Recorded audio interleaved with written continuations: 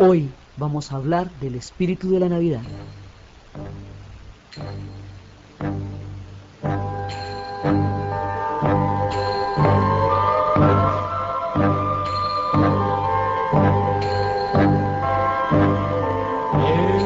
El camino que lleva a Belén baja hasta el valle que la nieve cubrió. El espíritu de la Navidad es una historia de una disposición del corazón, de una mezcla de culturas, de una cantidad de cambios en las geografías, y es fundamentalmente una mirada sobre el mundo que produce la tregua en los momentos más duros, cuando los años han sido más difíciles. Siempre viene la tregua de la Navidad, y la esperanza de que siempre va a llegar una Navidad es una de las cosas que la hacen más linda. La cosa empieza cuando Francisco de Asís, él que se sentía hermano del lobo, de la luna, de la naturaleza, que se sentía hermano de toda la maravilla de la creación, acababa de llegar de las cruzadas. Cuando San Francisco de Asís llega de las cruzadas, con el corazón herido de todo el dolor que vio, se pone a pensar que no puede ser eso el resultado de un mensaje del amor. Así no podría haber sido. Tiene que haber algo que evoque la verdadera esencia del mensaje del amor. En el paso por las cruzadas estuvo en Belén, y en Belén vio la celebración de la Navidad con el pesebre. Entonces, cuando llega a Greccio, en Italia, va a cambiar todas sus costumbres, va a cambiar toda su vida. Corría el año de 1225, y él va a crear una reproducción de lo que va a ser la escena del pesebre, para empezar a evocar la parte más bonita del mensaje del amor, que es la llegada del niño Jesús. Cuenta la leyenda que el pesebre originalmente era en piedra, y que una vez que estuvo representada ya todas las figuras listas, el pesebre cobró vida. Y cuentan que así empezó el espíritu de la Navidad. Él lo empezó con su enorme corazón y su profundo sentido del amor y de la hermandad. Entonces empieza el pesebre en Italia, en Greccio, y luego el pesebre va viajando, las tradiciones van viajando por entre los caminos, y van a llegar a Nápoles, y van a llegar a España, y a medida que van llegando, estos llegan con años y siglos de diferencia. Cuando llegan a España, ya a la España católica, las figuras se van a volver de madera, y a través del Imperio Español, la tradición de la Navidad va a llegar al Nuevo Mundo. Los franciscanos son los que van a tener un proceso importante dentro de toda la evangelización del Nuevo Mundo, y como los franciscanos vienen con la tradición de Greccio, entonces el pesebre llega acá por la tradición de Greccio. Entonces, cuando llega el Nuevo Mundo, pues va asumiendo todas las transformaciones del Nuevo Mundo, y así es como nosotros nos llega esa tradición por la vía de España, y primero por Italia, y por la vía de España nos va a llegar a nosotros, va a llegar aquí al Nuevo Mundo, y en el Nuevo Mundo pues va a asumir sus propias características. Entonces, los pesebres tienen también que ver con la geografía. Los pesebres que son en los pueblos de invierno son pesebres de nieve. Los pesebres que son en la zona andina son pesebres montañosos con muchas lagunas, y con muchos riachuelos. Los pesebres que son en zonas, por ejemplo, los llanos orientales, son totalmente planos, porque no hay una montaña para un remedio. Los pesebres que son en el Medio Oriente son pesebres áridos, porque son paisajes de desierto. Entonces los pesebres también tienen que ver con lo que la gente está mirando cuando se asoma a la ventana para hacer el pesebre, pues eso es lo que ve. Entonces el pesebre tiene una serie de simbologías. Tiene la Virgen, tiene tiene primero el momento en que llegan al portal de Belén para poder tenerla al niño. Está seguido de un tiempo en que estuvieron buscando refugio en muchas partes y se les negó, porque era la fecha del empadronamiento, era el tiempo del censo. Entonces, al ser el tiempo del censo, no había dónde, porque todo estaba lleno. Entonces, siguiendo la tradición de tocar en un montón de puertas a donde nadie les va a abrir, hay en México y en otras partes de América Latina, en algunos lugares de Colombia, se celebra lo que se llaman las posadas. Y las posadas significan que ellos van golpeando, los niños van golpeando y en ninguna parte les abren, les dicen que los niños vienen a molestar, que los niños vienen a esas horas, que no, que a esa casa no entran, hasta que llegan a la casa donde está la posada. En la casa donde se va a hacer esa noche la posada, hay dulces, hay natilla, hay todas las comidas y la celebración de la noche en que se hace la posada. Entonces de ahí viene una de las tradiciones. Entonces viene la figura de la Virgen y San José, y el niño no se pone de pesebre, sino hasta el 24 de diciembre, que es cuando llega. Están todos los animales, está el burro, que significa la humildad, el buey, que significa el trabajo, el cordero, que es la figura sagrada, está el ángel, que es el que anuncia la llegada, está la estrella. Esta estrella del pesebre es la estrella que alumbró a los Reyes Magos. Los Reyes Magos van llegando de Persia, van llegando de los diferentes reinos, significan las tres razas de la tierra, la negra, la amarilla y la blanca, porque el mundo indígena aún no se conocía cuando empiezan las historias. Entonces, ahora nosotros de los Reyes Magos vamos a contar una historia completa de todo, de dónde vienen ellos y todo. Por ahora los vamos acercando al pesebre. Ellos van trayendo la mirra, el incienso y el oro para recordarle al niño, por el oro que es un rey, por el incienso que es un dios, y por la mirra que sufrirá y morirá, porque la mirra también trae la limitación, el sufrimiento y la muerte. Entonces le van trayendo todas esas figuras al niño y se van acercando a medida que se va acercando el tiempo de los reyes. En España son los reyes los que traen los regalos. Los Reyes Magos llegaron allá y mucho tiempo después ellos se van a demorar mucho tiempo en regresar, van a ir a la India, y en la India van a morir ya como de 100 años cuando la estrella vuelva a alumbrar. Sus restos van a ir a Constantinopla, de ahí serán llevados a Milán, de ahí serán robados y llevados a la Catedral de Colonia, donde se encuentran actualmente, en la Catedral de Colonia. Pero la historia de los Reyes Magos es algo que veremos en detalle. Entonces están los Reyes Magos, los niños son los primeros en saber de la llegada del Señor, porque son los primeros que entienden el mensaje del amor. Entonces los primeros que se la pillan son los niños, los pastorcitos, que están ahí. Todos los pastorcitos son los que se enteran de la llegada del Señor en ese momento, del niño Dios. El primer animal que va a entender la llegada es el gallo. Por eso a las 12 de la noche se habla de la misa de gallo, porque el gallo es el primero que canta la llegada del niño Dios. Entonces viene cada una de estas simbologías en el pesebre, viene la llegada del niño Dios, viene la anunciación del ángel, vienen los pastorcitos, que son los que van cantando esto. Entonces las tradiciones se van haciendo y hay un momento en que en las iglesias, a medida que se va consolidando la tradición de la celebración de la Navidad, se van a dar los cantos. Y se van a dar los cantos, y resulta que esos cantos en un momento dado se salen de las iglesias, y los niños se apoderan de esos cantos. Y al apoderarse de los cantos, los niños empiezan a cantar la nana, la frutaina, el antón, lo que van a ser los grandes cantos de los villancicos. Los villancicos se salen de las iglesias y se vuelven un asunto de los niños. Y los niños los van llenando de matracas y de pitos y de todo, y van empezando lo que son los villancicos. Originalmente eran cantos corales de las iglesias, pero luego se van a convertir en la manera en que los niños directamente participan. Los niños tienen toda la simbología de los cantos de la Navidad, porque son precisamente los pastorcitos los primeros en entender el mensaje del amor y los primeros en darse enterados que acaba de nacer el niño Dios. Entonces, por eso es que vienen todos los niños y vienen todos los cantos de los villancicos. Entonces, después de esto, hay otra tradición, y esa tradición viene la tradición arranca como en el siglo XV más o menos, pero en el siglo XIX, en el Nuevo Mundo, una mujer primero es una mujer y luego se va a volver monja. Ella se llamaba Bertilda y se va a convertir en Ignacia. Ella va a acuñar una serie de rezos. Esos rezos se van a hacer durante 9 noches antes de la llegada del niño Dios. Esas 9 noches se llaman la novena. Esa novena se combina con los villancicos y se vuelve una tradición de cantos y de rezos.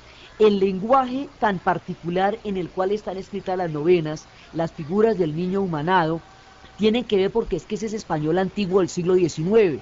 Entonces llegan los textos tal y como fueron acuñados en su tiempo, y por eso para la manera en que hoy se habla suenan tan extraños. Es el español anterior al español que se habla actualmente. Entonces, van entrando en ese momento las novenas, van entrando las novenas y eso va a ser la tradición. Entonces ahí se acuña lo que son los villancicos, lo que es la novena, lo que es la misa de gallo, lo que es toda la simbología del pesebre, como se va entendiendo en el mundo católico. Así es el pesebre en el mundo católico. Pero después va a haber una ruptura que va a hacer que la celebración se separe entre una parte del mundo y la otra. El mundo, las tradiciones como llegan al mundo de América Latina, llegan por la vía de España y llegan por el mundo católico, porque España se va a constituir en en el bastión del catolicismo en el tiempo de la guerra de la Reforma y la Contrarreforma. Entonces, lo que nos llega a nosotras es la versión del mundo romano, tal como se conoce. Va a haber una ruptura profunda entre la tradición y la manera como se celebra la Navidad en el mundo que viene de Roma, con la manera como se va a celebrar la Navidad en el mundo que va a surgir de Alemania y los países nórdicos, porque va a haber una guerra que va a romper el cristianismo en dos. Entonces esas guerras se van a llamar la Reforma y la Contrarreforma, y eso va a hacer que las celebraciones de la Navidad cambien diametralmente. En principio, cuando la Navidad llega a Alemania y a Inglaterra, llega muchísimo más tarde, porque es que el cristianismo de ellos es tardío, porque ellos son la última parte del Imperio Romano, y como el cristianismo se va a esparcir a través del Imperio Romano, es el Imperio Romano el que lo va a universalizar. Cuando llegue a ellos, va a llegar muchos siglos más tarde, cuando las tradiciones mágicas del bosque están muy arraigadas en esas tierras. Entonces, eso va a hacer que las celebraciones allá sean diferentes. En el mundo católico, en el mundo que va a quedar, digamos, bajo el mundo español, que es el que nos corresponde a nosotros, es donde vamos a tener las propias interpretaciones. En ese mundo también hay una tradición que esa se va a mantener en los dos, y es que un tiempo, en la época en Roma, había una fiesta que era Saturno, y esa fiesta de Saturno se llamaban las Saturnales. En las Saturnales desaparecían las clases sociales y se entregaban los regalos. Entonces los regalos que vienen de las Saturnales van a incorporarse a la celebración de la Navidad, y por eso se utilizan los regalos como una forma de expresar afecto y reconocimiento en el tiempo de la Navidad. Este tiempo de las Saturnales, independientemente del grado, digamos, de comercialización que puedan o no tener en la actualidad, la simbología de la entrega de regalos es una de las cosas que hace de la Navidad uno de los momentos más esperados, y viene de las antiguas épocas de Roma. Entonces, hay una Navidad que va a ser esta que viene de Roma, que viene de España, que viene de las tradiciones de la Reforma. Esa Navidad se va a celebrar en América Latina, en España y en Francia, porque Francia, a pesar de que va a tener mucha influencia protestante, en últimas va a ser católica, lo mismo que Austria. Estos pueblos van a quedar dentro de la tradición católica y van a conservarse así. Los pueblos del norte van a tener otro tipo de celebración, porque dentro de la celebración de lo que ellos van a hacer, dentro de la ruptura de lo que ellos van a hacer con el protestantismo, no van a creer en la figura de la Virgen. Al no creer en la figura de la Virgen y al no tener imágenes como forma de devoción dentro de las pinturas de las iglesias, entonces ellos lo que van a optar es por darle otra simbología a la Navidad, y lo más cercano a las no imágenes eran los antiguos espíritus del bosque que están representados en los árboles. Entonces los árboles van a ser los que en un momento dado reemplacen en los pueblos de la Reforma la celebración de la Navidad, porque hay un momento en que Martín Lutero rompe con la Iglesia de Roma. Todas las diferentes historias que le pasen a la Iglesia le van a pasar a la celebración de la Navidad. Entonces, por ejemplo, cuando hubo una separación entre el mundo de la Iglesia católica romana con el mundo de la Iglesia ortodoxa, que es la que tiene las iglesias de Oriente, entonces se separaron los calendarios también. Hay un calendario que rige el mundo romano, que es el calendario gregoriano, y hay otro calendario que es el que rige el mundo oriental. Por eso para los orientales, o sea, cristianos orientales, es decir, para los rusos, para los griegos, para los chipriotas, para los serbios, la Navidad se celebra el 6 de diciembre. Para la gente de Roma se celebra el 24 de diciembre por la corrección de calendario. Cada una de estas historias va cambiando y va influyendo en la celebración de la Navidad. Entonces, cuando viene la época de la Reforma, en ese momento se va a dar una ruptura que hace que la simbología del pesebre no sea trasladada al mundo nórdico. Entonces, en el mundo nórdico se van a utilizar los árboles de Navidad, porque van a ser la manera. Ahora, el origen es un árbol en un pueblo donde San Bonifacio llegó y encontró que iban a sacrificar un niño. Entonces él, para demostrar que eso era una cosa inadmisible, taló un árbol, y del árbol talado salió la nueva vida y el árbol volvió a crecer, y era un milagro para decirles que el árbol podía representar el culto y que no había necesidad de hacer esas cosas tan terribles. Desde ahí empieza la adoración de los germanos. Los germanos son pueblos de bosques, y desde ahí empieza la adoración de ellos por el árbol.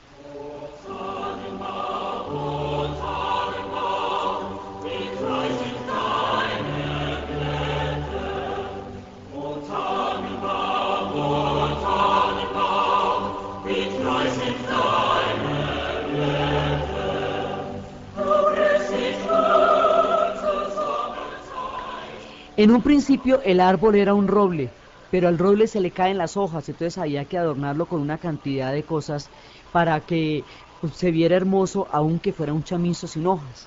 Luego lo van a reemplazar por los árboles a los que no se les caen las hojas, y eso es un Tannenbaum. Son los árboles de los acebos y de los abetos, y aquí entra a jugar toda la mitología celta, porque entonces empiezan a tomar en cuenta el muérdago. Los que se besen sobre una rama de muérdago prolongarán el amor para siempre. Empiezan todas las tradiciones en la misma celebración de la Navidad. Desde el principio hay una corona de acebo, y esa corona tiene 4 velas. Cada una de esas velas se va a prender en un domingo de diciembre, y es el Adviento. El Adviento es la preparación para el tiempo de la Navidad. Por eso, desde que empieza diciembre, la alegría se va dando en todos lados, porque el corazón se dispone para la celebración de la Navidad. Entonces, la celebración que van a coger los pueblos nórdicos es el Adviento, las 4 velas de la celebración de la Navidad. Van a coger los árboles, que es el Tannenbaum, y toda la simbología de la celebración que ellos tienen de la Navidad va a darse a través de la nieve. A través de la nieve, de las campanas. La estrella de 5 puntas es una estrella de nacimiento. Es la estrella que ponen en Alemania cuando alguien nace, ¿no? Es una manera de decir que hay un nacimiento. Es una estrella, digamos, es su versión de la estrella del pesebre, pero es una estrella de nacimiento también, y es la que se pone en la punta del árbol. Entonces, aquí entran todos los ritos del invierno en la celebración de la Navidad, porque los pueblos nórdicos que adoptan estas formas de celebración son pueblos de inviernos bravísimos. Entonces, el rojo y el verde, que son los colores de la Navidad, son los colores que tienen que ver con que después de un invierno así de bravo, tiene que llegar un momento en que vuelva la primavera, y vuelvan las hojas, y vuelva la vida. El rojo y el verde son la esperanza en los pueblos de inviernos muy bravos, que llegue la Navidad, que llegue en un momento dado la primavera y vuelvan a crecer las hojas. Por eso esos son los colores de la Navidad, porque cuando llega la Navidad en esos países, están tapados de hielo y no hay una matica para un remedio. Entonces, esto es la esperanza de que el verde va a volver. Eso va a quedar en los pueblos nórdicos. En Francia van a quedar dentro del mundo católico. Este que estamos escuchando, este villancico, es también una de las maneras. Entonces, ¿qué pasa? La celebración viene por todos los árboles, y viene en los pueblos de los bosques, y viene todas estas tradiciones, a la nieve, a la Navidad. Y hay un momento dado en que los villancicos, como los villancicos eran cantos al pesebre, van a ser transformados en carols. Y los carols, que es la manera como se le dice a los villancicos en el mundo nórdico, hacen alusión mucho más a la nieve, mucho más a los árboles, mucho más a las campanas, que al pesebre, porque el pesebre no queda incorporado en esa nueva celebración que hacen en el norte. Entonces, así es que se van mezclando con las tradiciones de los inviernos de los bosques. Y durante mucho tiempo, en Inglaterra, Precisamente por las guerras de la Reforma, Oliver Cromwell prohibió la celebración de la Navidad. Oliver Cromwell era, digamos, desde el punto de vista histórico, era un tipo muy grande porque fue el que inventó el Parlamento, inventó muchas cosas, pero desde el punto de vista de la diversión de la vida cotidiana, su espíritu puritano prohibió todo, los teatros, los vodevils y la celebración de la Navidad. Entonces la celebración de la Navidad no se pudo hacer en Inglaterra porque Cromwell había prohibido, hasta cuando en el siglo XIX la reina Victoria se casa con el príncipe Alberto. El príncipe Alberto de Hannover, de la casa alemana, trae la tradición del árbol de Navidad de los tiempos de San Bonifacio, de todos los tiempos en que se había dado esto, y al traer esa tradición en el palacio de Buckingham, llega lo que va a ser en ese momento la celebración de la Navidad, y ahí empieza a darse la celebración entre los ingleses, traer los árboles de Navidad. Entonces eso va a ser una de las maneras como va a llegar la Navidad a Inglaterra, pero lo que la va a hacer definitiva, lo que la va a hacer maravillosa es lo del cuento de Navidad, eso ya lo veremos. Entonces, por un lado se hace toda la celebración de lo que va a ser el árbol de la Navidad y va llevando a Inglaterra estos espíritus. Entonces viene toda esa parte nórdica, de la cual participan Alemania, Inglaterra, Holanda, y como esos son los pueblos que van a, digamos, que van a conquistar los Estados Unidos, la celebración llega a los Estados Unidos por la vía protestante, por la vía de estos pueblos, es la manera como se van a dar a conocer allá. Entonces, eso, hay una celebración que es el árbol, que es la estrella, que son las campanas, que son las luces. Las velitas, en el momento en que están en plena pugna entre el mundo cristiano y el mundo protestante, hay un día en que se va a dar la celebración, la proclamación del dogma en Roma. Cuando se da la celebración, la proclamación del dogma de la virginidad de María en Roma, se le pide a toda la gente en Roma que tenga, la ponga linda, la llene de velas, la llene de luces, la llene de una cantidad de cosas maravillosas, y esa noche Roma estuvo resplandeciente. Y era la forma como los católicos proclamaban su adhesión y ratificaban su adoración a la Virgen. Esa tradición pasa al Nuevo Mundo como la noche de las velitas. Esa tradición viene para toda América Latina, pero en muchos países se va a perder. En Colombia se conserva con mayor fuerza que en otros lados, y dentro de Colombia, en Quimbaya, Quindío, es donde la celebración tiene su punto máximo, porque esta gente pasa el año entero haciendo los faroles para ser el pueblo que más iluminado y hermoso esté en la noche de las velitas. La noche de las velitas viene del dogma de Roma, la noche de las velitas viene de la celebración judía del Hanukkah, que también, porque de todas maneras el cristianismo viene de una vertiente judaica, y los judíos habían ganado una rebelión que era la rebelión de los macabeos, y cuando triunfan la rebelión había aceite para iluminar el templo solamente un día, y con eso el templo no puede estar sin iluminar, porque el templo es la devoción y el pacto de ellos.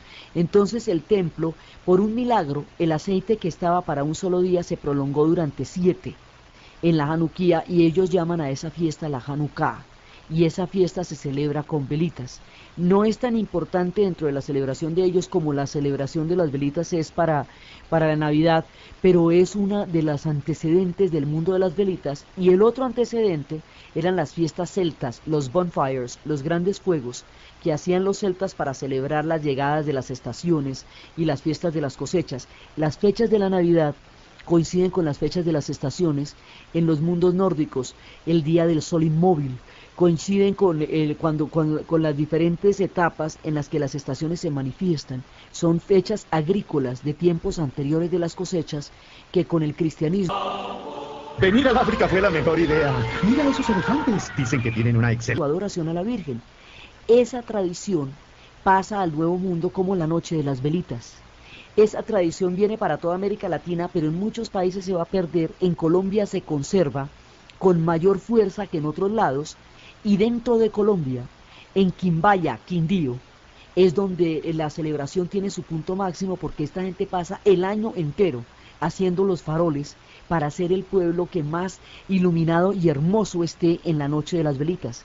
La noche de las velitas viene del dogma de Roma, la noche de las velitas viene de la celebración judía del Hanukkah, que también, porque de todas maneras el cristianismo viene de una vertiente judaica, y los judíos habían ganado una rebelión que era la rebelión de los macabeos.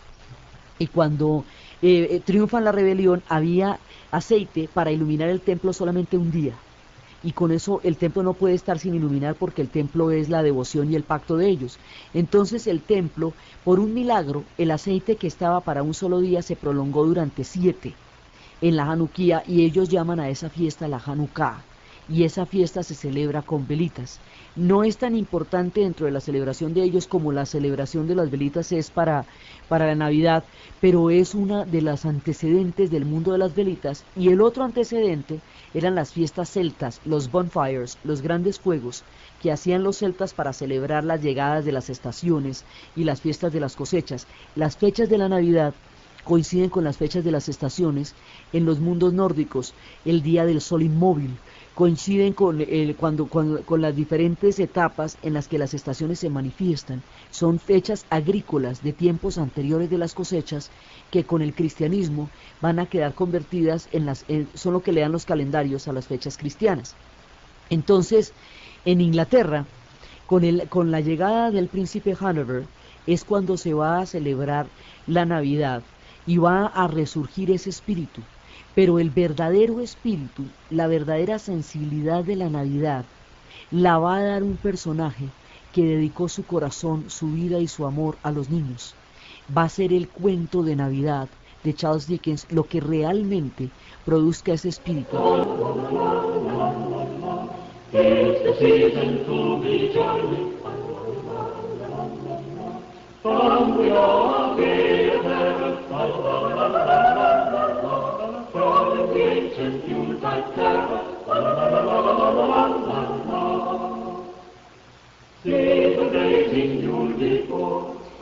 El que realmente revive el espíritu de Navidad en Inglaterra y hace toda una labor por los niños en el mundo y en Inglaterra va a ser Charles Dickens. Charles Dickens dedicó su vida a denunciar la situación tan triste y tan terrible que tenían los niños en ese momento en Inglaterra, porque la revolución industrial devoraba a los niños en las máquinas porque los ponían a trabajar desde los 5 años. Entonces él quiere denunciar todo eso a través de toda su literatura. La tristeza es la manera como él va a mostrar la evidencia de toda esa miseria y desolación que viven los niños. Entonces, una de sus expresiones más bonitas es lo que él llama el espíritu de la Navidad y la manera como lo hace patente para los ingleses que habían perdido esas sensibilidades de las épocas de la prohibición. Esto sucede en el tiempo en que se están poniendo los árboles en el Palacio de Buckingham. Entonces él cuenta la historia de un hombre que era tan supremamente malo, tan terrible, tan duro, tan falto de corazón que los perros hasta se apartaban de la esquina y de la calle por donde él pasaba. Este tipo había pensado solamente en el lucro personal. En la Inglaterra de la Revolución Industrial, donde la gente veía progreso, él veía dolor. Entonces Dickens veía el dolor y lo plasma de esa manera. El representante de esa Inglaterra de la Revolución Industrial, que solamente pensaba en su propio lucro, era Ebenezer Scrooge. Este personaje nunca le había dado nada a nadie, no recibía ni daba afecto, y era un personaje de corazón de piedra. Para él trabajaba un hombre de familia que tenía a sus hijos y su esposa y que era un hombre de gran corazón que se llamaba Cratchit. La Navidad se celebra en el mundo sajón el 25 de diciembre por la mañana, que es cuando Papá Noel, después vamos a ver toda la historia de él, se desliza por la chimenea. En el día de la Navidad iba a poner a trabajar a Cratchit, que es como que la gente esté trabajando a las 12 de la noche del 24 en nuestra celebración. Entonces resulta que este personaje, como no había dado ningún tipo de amor y se aproxima al espíritu de la Navidad, se le va a dar una lección. La lección se basa primero en la aparición del fantasma del socio, que había muerto ya hacía 10 años, y le anuncia la llegada de 3 espíritus. Cada uno de esos espíritus le va a dar una lección en la vida.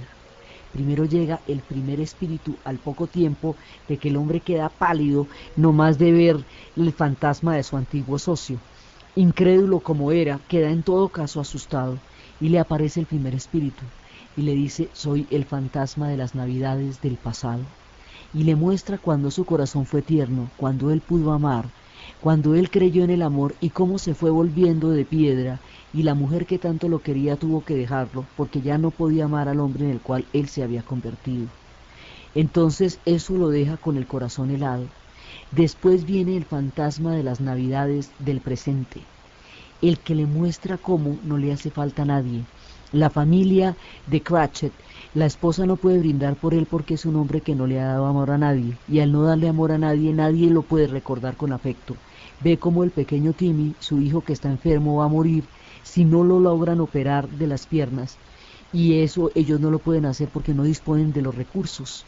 Ve la necesidad que la gente tiene y cómo a él nadie le hace falta a él ni él a nadie por esa carencia de amor. Ve cómo la familia lo esperó durante mucho tiempo y cómo nunca llegó, se olvidó de él. Y luego viene el tercer fantasma, el fantasma de las navidades del futuro. Le dice: yo soy el fantasma de las navidades del futuro.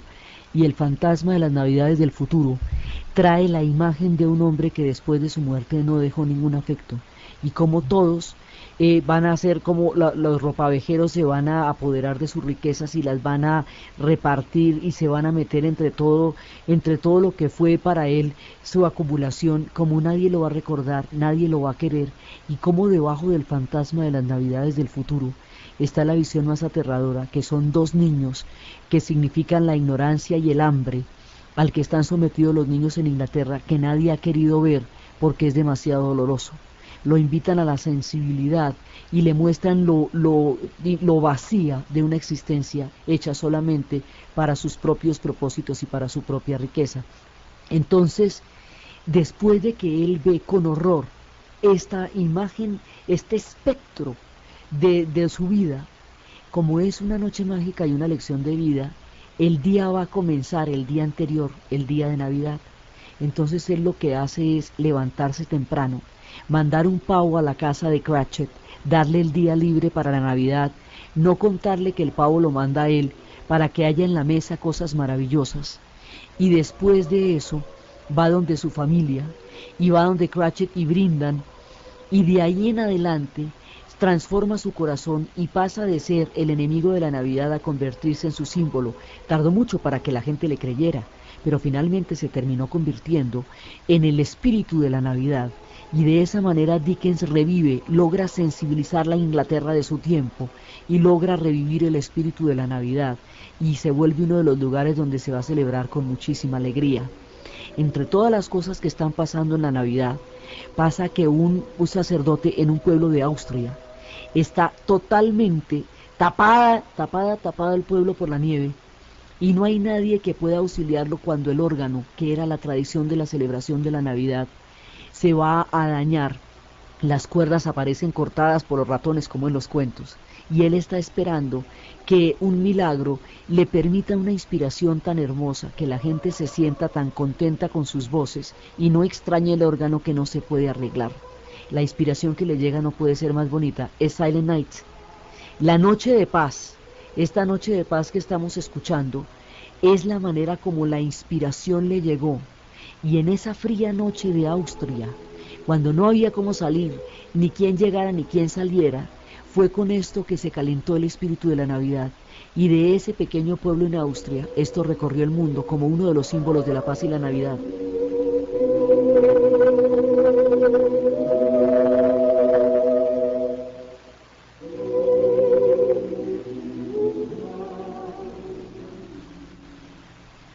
Y de ahí en adelante se escuchó en muchos idiomas, en todas partes, en todos los lugares, en español, en alemán, en inglés, en todas partes significa el emblema de la paz y el recuerdo de esa noche en ese pequeño pueblo de Austria.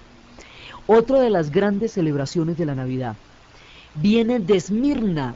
Es como en el siglo IV, es un personaje que va a ser un obispo y que es un hombre totalmente devoto a los demás y a los niños.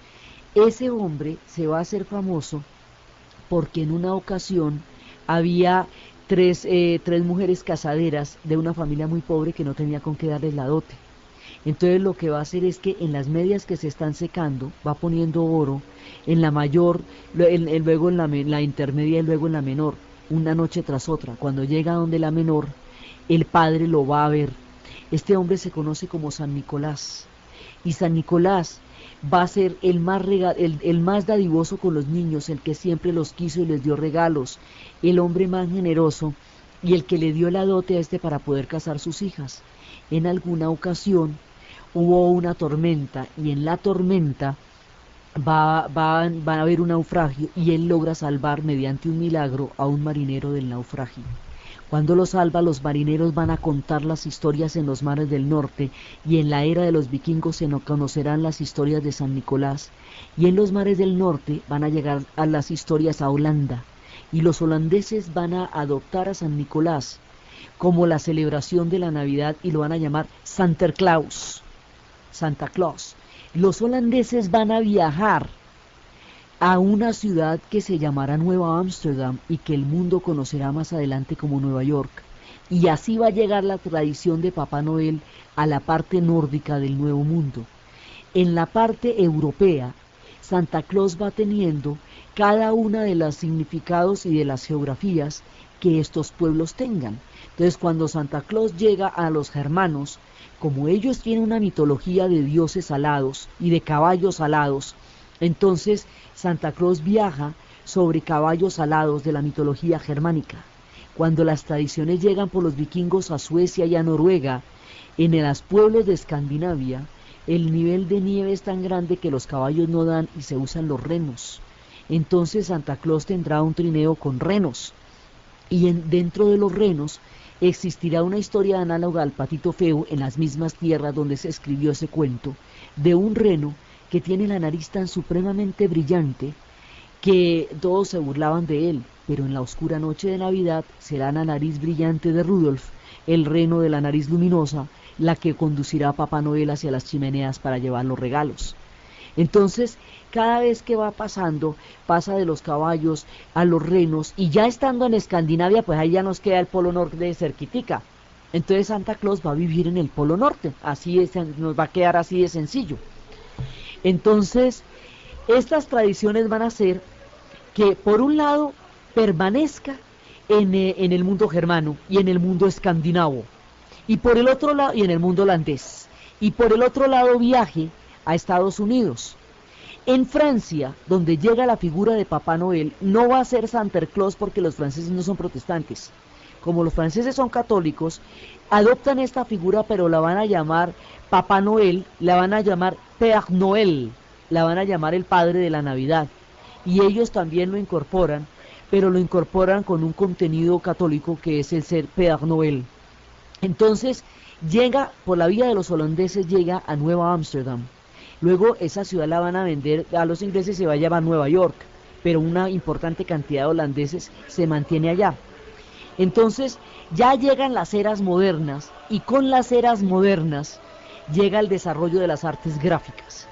En Inglaterra, cuando llegan las artes gráficas, un hombre que quería muchísimo a la gente pero andaba muy ocupado y muy encabellado, quiere recordarlos a todos en la noche de Navidad, pero no tiene tiempo para escribirle a todo el mundo, entonces se inventa una manera de escribir una frase en la cual todos se sientan recordados por él y a mucha gente le lleguen los saludos. Se inventa las tarjetas de Navidad. En la tierra de la revolución industrial, los regalos ya no se pueden hacer a mano porque es un nuevo mundo, y como los franciscanos vienen con la tradición de Grecho, entonces el pesebre llega acá por la tradición de Grecho. Entonces, cuando llega el nuevo mundo, pues va asumiendo todas las transformaciones del nuevo mundo. Y así es como nosotros nos llega esa tradición por la vía de España, y primero por Italia y por la vía de España nos va a llegar a nosotros, va a llegar aquí al Nuevo Mundo, y en el Nuevo Mundo pues va a asumir sus propias características. Entonces, los pesebres tienen también que ver con la geografía. Los pesebres que son en los pueblos de invierno son pesebres de nieve, los pesebres que son en la zona andina son pesebres montañosos con muchas lagunas, y con muchos riachuelos. Los pesebres que son en ciudad, tiene que haber algo que evoque la verdadera esencia del mensaje del amor.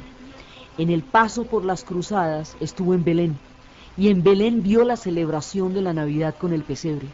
Entonces, cuando llega a Grecho, en Italia, va a cambiar todas sus costumbres, va a cambiar toda su vida. Corría el año de 1225, y él va a crear una reproducción de lo que va a ser la escena del pesebre, para empezar a evocar la parte más bonita del mensaje del amor, que es la llegada del niño Jesús. Cuenta la leyenda que el pesebre originalmente era en piedra, y que una vez que estuvo representada ya todas las figuras listas, el pesebre cobró vida. Y cuentan que así hoy vamos a hablar del espíritu de la Navidad.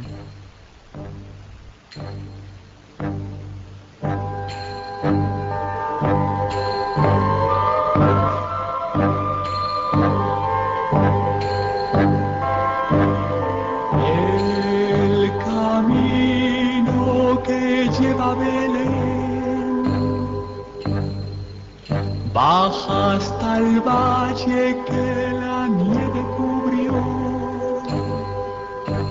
El espíritu de la Navidad es una historia de una disposición del corazón, de una mezcla de culturas, de una cantidad de cambios en las geografías, y es fundamentalmente una mirada sobre el mundo que produce la tregua en los momentos más duros, cuando los años han sido más difíciles.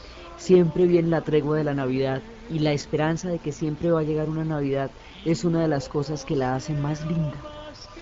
La cosa empieza cuando Francisco de Asís, él que se sentía hermano del lobo, de la luna, de la naturaleza, que se sentía hermano de toda la maravilla de la creación, acababa de llegar de las cruzadas. Cuando San Francisco de Asís llega de las cruzadas, con el corazón herido de todo el dolor que vio, se pone a pensar que no puede ser eso el resultado de un mensaje del amor. Así no podría haber sido. Empezó el espíritu de la Navidad. Él lo empezó con su enorme corazón y su profundo sentido del amor y de la hermandad. Entonces empieza el pesebre en Italia, en Grecho, y luego el pesebre va viajando, las tradiciones van viajando por entre los caminos, y van a llegar a Nápoles, y van a llegar a España, y a medida que van llegando, estos llegan con años y siglos de diferencia. Cuando llegan a España, ya a la España católica, las figuras se van a volver de madera, y a través del Imperio Español, la tradición de la Navidad va a llegar al Nuevo Mundo. Los franciscanos son los que van a tener un proceso importante dentro de toda la evangelización del Nuevo Mundo.